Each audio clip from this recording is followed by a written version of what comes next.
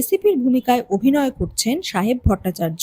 সাহেবের বিপরীতে সুস্মিতাকে দেখা যাবে না, তাই তাদের অনুরাগীরা প্রথমে বিরোধিতা করেছিলেন। আস্তে আস্তে সাহেব হিয়ার জুটি আকর্ষণ করেছে দর্শকদের। বৃহস্পতিবারের ফলাফলই তার প্রমাণ। তবে এর জন্য প্রচুর কসরত করতে হয় অর্জুন চ্যাটার্জিকে।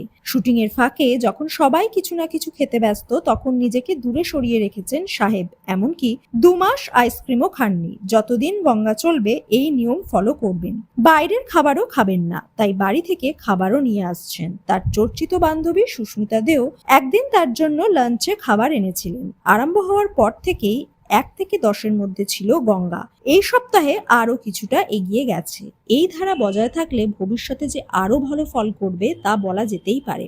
স্টার জলসায় একাধিক নতুন ধারাবাহিক আসছে। বাবলি সুন্দরী একটু ভিন্ন স্বাদের কাহিনী। 20 মে থেকে সন্ধ্যে 6টায় দেখা যাবে। বাবলি সুন্দরীতে প্রথম নায়িকা হচ্ছেন স্নেহা গুড়িয়া। এই ধারাবাহিকের জন্য কোন মেগা শেষ হবে?